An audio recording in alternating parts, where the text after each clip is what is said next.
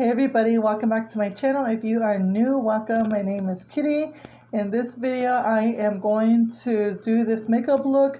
It's very simple look, very easy because this is not a long story, but I am going to tell a story, so if you guys are interested, please keep watching. The palette that I'm going to start with, I already primed my eyes and did my eyebrows because that takes forever. The palette that I'm going to use is the Starlit palette by Profusion. I got this at Walmart. Instead of me just pointing out what I'm going to use, I'm just going to do my makeup and talk at the same time because it's kind of hard telling a story and then showing you, you know. So I'll list everything that I use down below. So my sister and me, if you guys don't know, are twins. I am a twin, and the doctors said we are identical. My mom is a little bit older than my dad. I don't know the age difference. She's no longer living, but she is older than my dad. We are my dad's first babies, and we just happen to be twins. And he was so excited when they did the ultrasound. They said one was a boy and one was a girl, and he was so happy. Well, we both came out girls, but that didn't bother him. You know, he loves us. He loves us. The story that I'm going to tell is about my mom. My mom was 27 when she had us, and she already had 3 other children by then. So I'm the 3rd child, and then my twin is the 4th child. She was so huge. Like, she was just really big. And she would like tell me that her brothers, she would have to like be home in a wheelchair because like she couldn't move. And I think she said she was in a wheelchair. She made it sound like she was. And she said like she would be all excited, you know, when her brothers would come around, and she would be like, "Oh, can I go with you to the store or to the post office?" And they're like, no, we'll do it for you. We'll do it for you. Like, they're all embarrassed to be seen with her because she was huge. When my mom went into labor, she had complications. She was already considered high risk because of us being twins, you know. When they were delivering, she had to get a C-section. I think she had preeclampsia. It was high blood pressure related. I think we were full term. I can't remember if we were or not. I'm pretty sure we were because we were big babies from what I was told.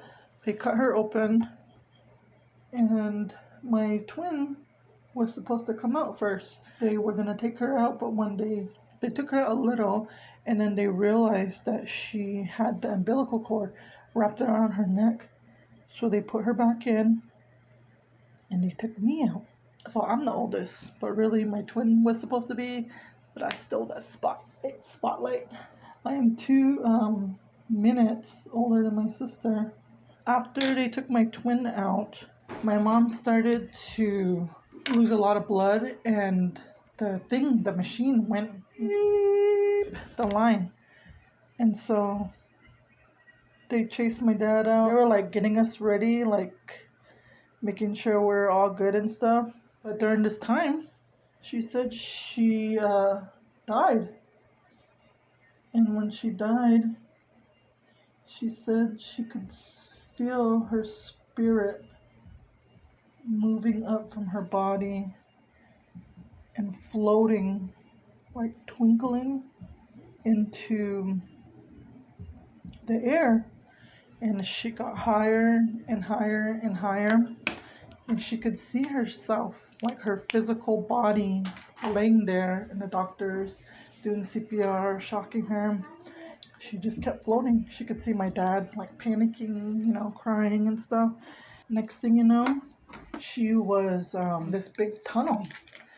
She said in this tunnel was full of clouds, and it was just swirling and swirling, and she was just twinkling. She said she couldn't see like a physical body. It was like her spirit, like her soul. And she could hear like really beautiful music, very beautiful people like singing like angels.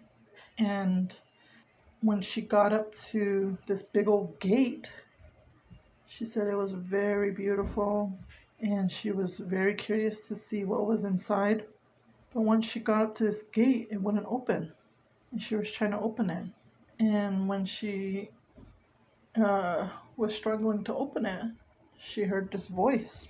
And she said it was very calming, like she was not scared at all. She was at peace. It was very peaceful. Everything around her was very peaceful and beautiful, and not for 1 second she was scared. So this voice told her, it's not your time yet. Go back. You're not ready for this place yet. And he said, turn around and go back where you came from. So she started to turn around and float back to the tunnel. She woke up and she was alive. And the doctors and everybody were like amazed, you know, because they resuscitated her. And she woke up, she remembers seeing my dad holding us, and he was crying. And he was just relieved and happy that we were okay and that she was okay. My mom, she was young. She was not the most, you know, the angel.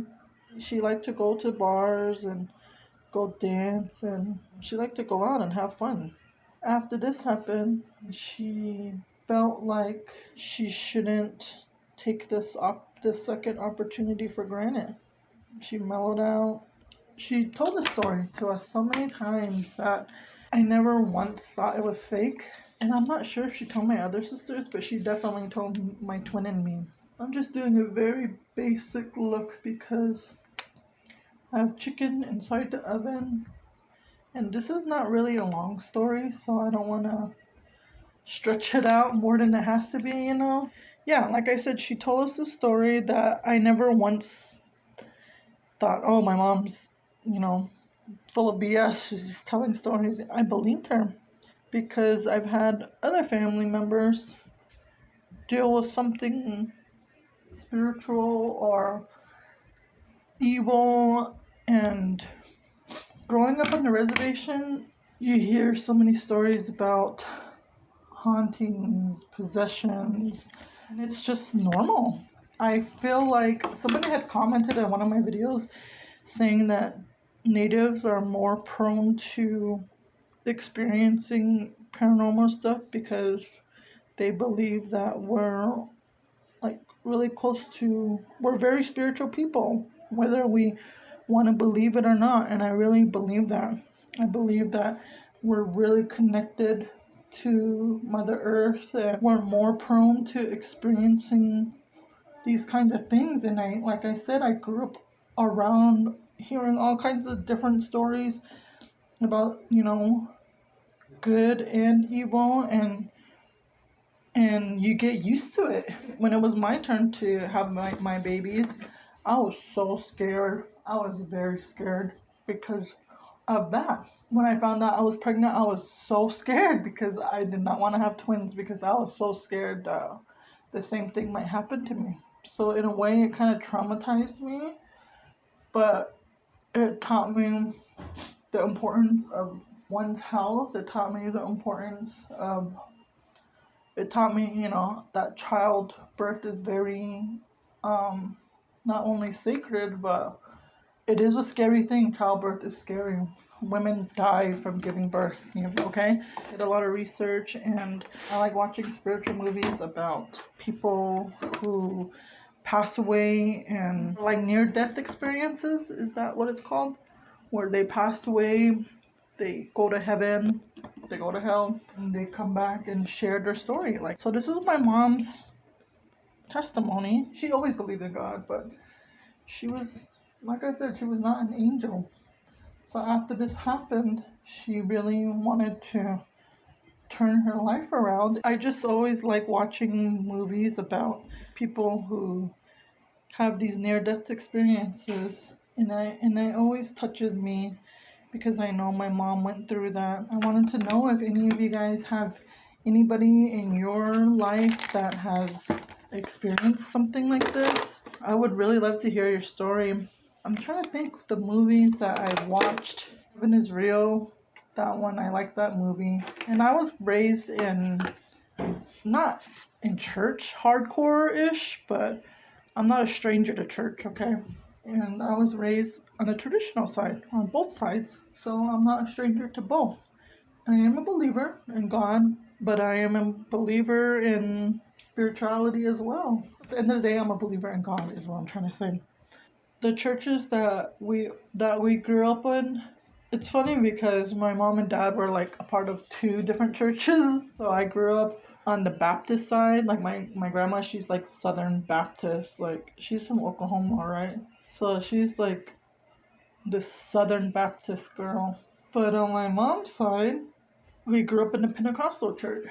And if you know Pentecostals, they call them holy rollers, right? They get the Holy Spirit and they dance around or they start speaking in tongues. So I grew up in two different churches, plus growing up on my traditional side. So I'm pretty mixed when it comes to all of that. But if you guys have, like I said, if you guys have anybody you know that has went through something like this, or if you read something, or if you have like a movie that is about this experience or something similar to the experience, please let me know, because I'm interested. I'm interested in these kinds of things. That is my story. I'm very grateful that my mom pulled through by the grace of God and that she was able to be here for me until I was about 25 is when she passed away. I would say 25 or 26. I cannot imagine a life without a mom. I can't imagine life without any parents. So my heart really goes out to those who don't have their mother or their father or both. I hope you guys enjoyed this video. I don't want to do like this makeup and scary stories talk, but like a res version. Like I said, when you grow up on a reservation, you see and hear about these kinds of things happening and it scares the hell out of you, but at the same time you hear it so often that it's pretty much becomes the norm, you know what I mean? There's a lot of weird energy, I believe, like especially on reservations. So if you guys are interested, I would really love if you guys could share me your story or email it to me, and or DM me your story and I'll tell it in my videos and do makeup while I do it. Or I can, just go about, telling stories that I've heard, or somebody so-and-so experience, kind of stuff. So let me know if you guys enjoyed this video. Please give it a thumbs up so that YouTube can share my video. I'm trying to grow my channel. Also, don't forget to subscribe. I'd really appreciate it if you guys subscribe, because we are trying to hit 2K. Thank you guys for rocking with me. I hope you enjoyed this video. We'll see you in the next one. Bye.